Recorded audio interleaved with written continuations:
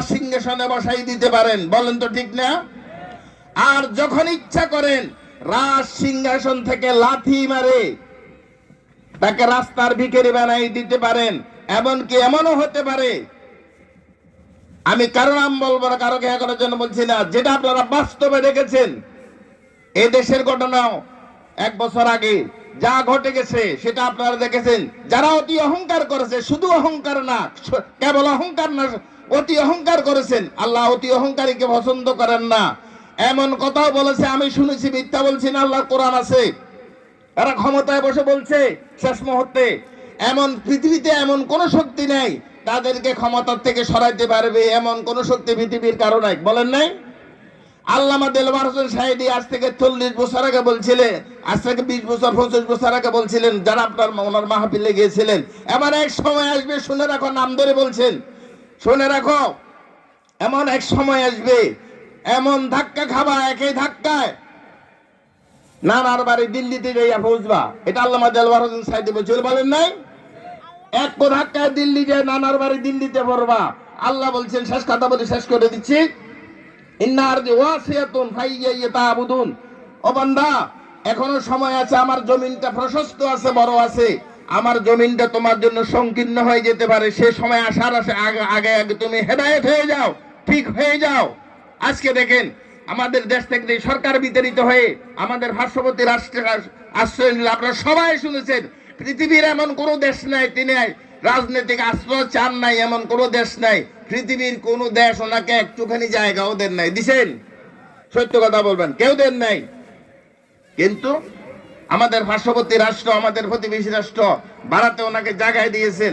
আমি সবার বেলায় বলছি, এরকম যদি অহংকার কারো মধ্যে আসে, আল্লাহ পাকের জন্য এরকম কিছু ঘটানো একেবারে কোনো ব্যাপারে না। আর তাহলে যদি কিছু কঠিন মনে করে, তাহলে একটু ফিসের দিকে, ইতিহাসের দিকে যান, তাহলে দেখবেন কাহা তখতে সুলাইমানি, কাহা মুলকে সিকান্দর, কাহা তখতে সুলাইমানি, কাহা মুলকে সিকান্দর, কাহা ফেরাউন নমরুদ, কাহা কারুন হামা আর কাহা বুকতা নাসার।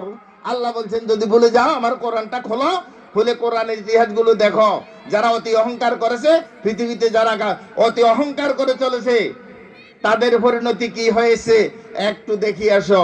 ফেরাউনকে দেখেন, ফেরাউনের কি ইতিহাস হয়েছে, নমরুদকে দেখেন, কারুনকে দেখেন, হামানকে দেখেন, সবাই তখন শিক্ষা গ্রহণ করতে পারবেন। বাদশা বুকতা নসরের কথা দেখেন, কি ঘটেছে তাদের, আল্লাহ পাক কি ঘটাইছেন। সেই আল্লাহ এখনো বিদ্যমান আছেন, তিনি থাকবেন, তিনি আছেন, তিনি থাকবেন। কুল্লু মান আলাইহা ফান ওয়া ইয়াবকা ওয়াজহু রাব্বিকা যুল জালালি ওয়াল ইকরাম। তিনি ছিলেন, তিনি আছেন, তিনি থাকবেন, আর সব ধ্বংস হয়ে যাবে। আল্লাহ পাক এর চাইতে বড় ক্ষমতা শহীদদেরকে আমাদের চাইতে না, শুধু যারা নিষ্কে ফাহাসারা ফানাদা ফাকালা আনা রাব্বুকুমুল আলা, আমি তোমাদের বড় রব, বড় খোদা, এই কথা দাবিও করেছে। আল্লাহর জন্য তাদেরকে ধ্বংস করা মুহূর্তের ব্যাপার হয় নাই। লোহিত সাগরের পানিতে ডুবাই মেরেছেন। নমরুদ নিজকে খোদাই দাবি করেছে, উপরে তীর মেরেছে, ছাগল জবাই করে রক্ত মাখা তীর উপরে নিক্ষেপ করেছে, আর রক্ত মাখা তীরটা ফিরিয়ে আসছে। জনগণকে দেখায়, দেখো ইব্রাহিম আলাইহিস সালামকে দেখে, ইব্রাহিম তোমার খোদাকে হত্যা করে ফেলেছি, আর সেই খোদার কথা বলে লাভ হবে না, দেখো তোমার খোদা হত্যা হয়ে গেছে, তোমার খোদার শরীর রক্ত দেখো আমার তীরের মাথায় আছে। এরকম নাফরমানিও করেছে।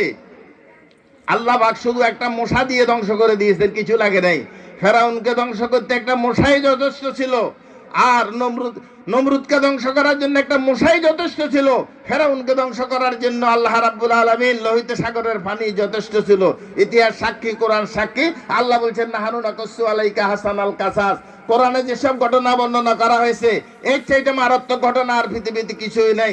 সর্বশেষ কথা হচ্ছে, এই মাসটা কি মাস সবার তো জানা আছে, এই মাসটা রজব মাস। পৃথিবীর ইতিহাসে সবচাইতে জঘন্যতম ঘটনা, সবচাইতে বড় ঘটনা, সবচাইতে আশ্চর্য ঘটনা কিয়ামতের আগে আর ঘটবে না, যেটা সেই ঘটনাটা ঘটেছে এই মাসে 26 তারিখ দিবাগত রাত্রে। কি ঘটনা সেটা বলেন তো? লাইলাতুল মিরাজ। সৃষ্টির সাথে স্রষ্টার সম্পর্ক, সৃষ্টির সাথে স্রষ্টার সাক্ষাৎ। আল্লাহ রাব্বুল আলামিন একমাত্র তার হাবিব আমাদের নবী, আল্লাহর নবী, বিশ্ব নবী জনাবে মুহাম্মদ রাসূলুল্লাহ সাল্লাল্লাহু আলাইহি সাল্লামকে আল্লাহ দাওয়াত দিয়ে, মুসা নবী কত আরজু করেছেন, পারেন না আল্লাহকে দেখতে। আল্লাহ নিজে দাওয়াত দিয়ে আল্লাহর হাবিবকে এই মাসে 26 তারিখ দিবাগত রাত্রে মেরাজের রাত্রিতে আর সে আজিম নিয়ে আল্লাহর সাথে সাক্ষাৎ করাইছেন। এর চাইতে বড় ঘটনা আর কি হইতে পারে বলুন তো? এর চাইতে বড় ঘটনা আর কিছু হইতে পারে? আল্লাহ এত কিছু সৃষ্টি করেছেন, আল্লাহকে কেউ দেখেন নাই, কোনো ফেরেশতাও দেখেন নাই, জিবরাইল আমিনও দেখেন নাই, আল্লাহ রাব্বুল আলামিনকে কোনো ফেরেশতাও আজ পর্যন্ত আল্লাহ পাককে দেখেন নাই। হয়তো হাশরের ময়দানে আল্লাহ যখন বিচার আসনে বসবেন তখন সকলে দেখবে, এর আগে আল্লাহকে দেখার সুযোগ আল্লাহ দেন নাই। একমাত্র আমাদের নবীকে সাক্ষাৎ করাইছেন, আমরা সে নবীর উম্মত হওয়ার সৌভাগ্য আল্লাহ পাক আমাদেরকে দান করেছেন।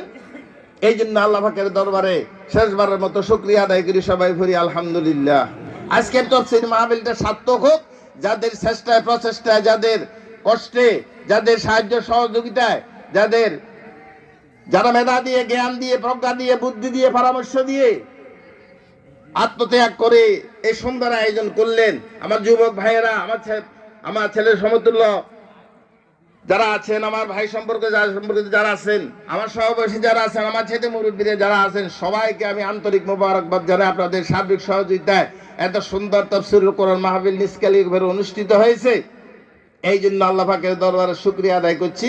আল্লাহ সবাই হায়াতের মধ্যে যারা যেভাবে কষ্ট করেছেন, যারা যেভাবে সহযোগিতা করেছেন, আল্লাহ সকলের সহযোগিতাকে কবুল করিয়া কিয়ামতের দিন মুসিবতের সময় আল্লাহ রাব্বুল আলামিন আমাদের আর কোনো আমল যদি আল্লাহর দরবারে কবুল না হয়, আজকের এই তাফসীরুল কোরআন মাহফিল খানা আল্লাহ যেন কিয়ামতের দিন আমাদের সকলের জন্য নাজাতের উসিলা বানাই দিন। আমরা সবাই আল্লাহর কাছে দোয়া করি, সবাই আমিন। পাশে আমাদের সভাপতি সাহেব বসা আছেন, আমাদের নিষ্কালিকাপুরের গৌরব, আমাদের গর্ব। ওনার চাইতে বর্তমানে বয়স্ক প্রবীণ, ওনার চাইতে বেশি ইবাদতবন্দ সামনে তারিফ করতে নিষেধ করা হয়েছে। ওহুসুফি উজুহিল মুদ্দাহিনাত তুরাব, সামনে প্রশংসাকারীকে মাটি নিক্ষেপ করতে আল্লাহ রাসূল বলছেন।